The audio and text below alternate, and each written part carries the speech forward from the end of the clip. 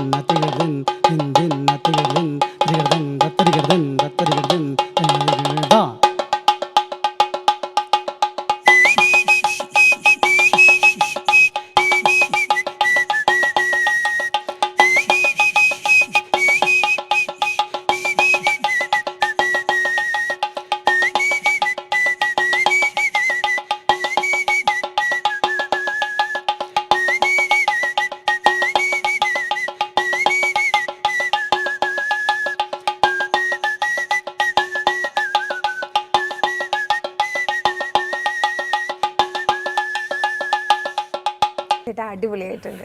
ഇതെങ്ങനെ ഇത് രണ്ടും കൂടി ഇങ്ങനെ പ്രാക്ടീസ് ചെയ്തെത്തുന്നത്? ഇത് ഞാനിങ്ങനെ മറ്റേ ഫ്യൂഷൻ മറ്റേ ഇപ്പം വയലിങ്ങിലും മറ്റേ ഓടക്കൂടിലൊക്കെയാണല്ലോ ചെയ്യണത്. അപ്പോൾ ഞങ്ങളുടെ ടീമായിട്ട് ഇപ്പോൾ ഫ്യൂഷൻ ചെയ്യാനായിട്ടുള്ള ഒരു പ്രാക്ടീസും കാര്യങ്ങളൊക്കെയാണ് ഇപ്പം. അപ്പോൾ അതിങ്ങനെ ആലോചിച്ചുകൊണ്ടിരുന്നപ്പോൾ എൻ്റെ സുഹൃത്ത് പറഞ്ഞു അതിങ്ങനെ ഒറ്റയ്ക്കായിട്ട് ഇങ്ങനെ വിസിലടിച്ചിട്ട് ഇങ്ങനെ താളടിച്ചിട്ട് പാടുവാണെങ്കിൽ കുറച്ചും കൂടി കണ്ടീഷൻ ആകുമെന്നോട് പറഞ്ഞു പുള്ളി. അപ്പോൾ പിന്നെ ഞാൻ അതൊന്ന് ട്രൈ ചെയ്ത് നോക്കിയപ്പോൾ വലിയ കുഴപ്പമില്ലാണ്ട് അങ്ങോട്ട് പോയി. അപ്പോൾ അത് തന്നെ പിന്നെ എടുത്താണ്. Thank you. ചേട്ടാ അപ്പം ഈ ചെണ്ട ചേട്ടൻ പഠിപ്പിച്ചു കൊടുക്കുന്നുണ്ടോ കുട്ടികൾക്ക്? ചെണ്ടമേളം ഇപ്പം അച്ഛൻ മരിച്ചതിന് ശേഷം അത് ട്രൂപ്പൊക്കെ സ്റ്റോപ്പായിരുന്നു. പിന്നെ അത് പിന്നെ ഞാൻ പിന്നെ കുറച്ചായിട്ട് എടുത്ത് ഇപ്പം പരിപാടിയൊക്കെ ഉണ്ട്. പിന്നെ കുറച്ച് പിള്ളേർ പഠിപ്പിക്കുന്നുണ്ട്. ഒരു 10-15 പിള്ളേരുണ്ട്. ശരി ചേട്ടാ, നമുക്കൊരു അടിച്ചുപൊളി പാട്ടും കൂടി ഒന്ന് കേട്ട് നോക്കാം. ആയിക്കോട്ടെ.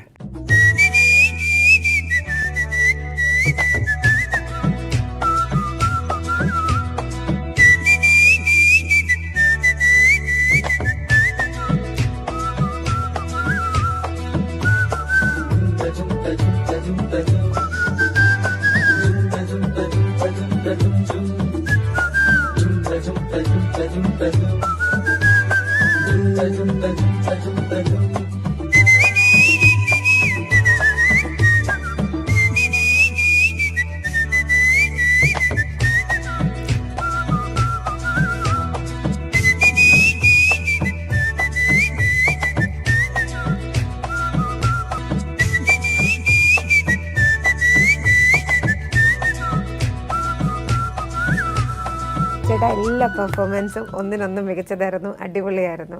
അപ്പം വളരെ സന്തോഷം ചേട്ടനെ കാണാൻ പറ്റിയതിൽ. ചേട്ടൻ ഇവിടെ വന്നതിലും എനിക്ക് ഒത്തിരി സന്തോഷമുണ്ട്. നമ്മുടെ പ്രേക്ഷകർക്ക് വേണ്ടി ഇത്രയും പെർഫോമൻസ് കാഴ്ചവെച്ചതിലും. ഇനി ഭാവിയിലും ചേട്ടൻ്റെ ഒത്തിരി പ്രോഗ്രാംസ് കാണാൻ പറ്റട്ടെ എന്ന് ഞാൻ ആശംസിക്കുന്നു, പ്രാർത്ഥിക്കുന്നു. എല്ലാവരോടും നന്ദി.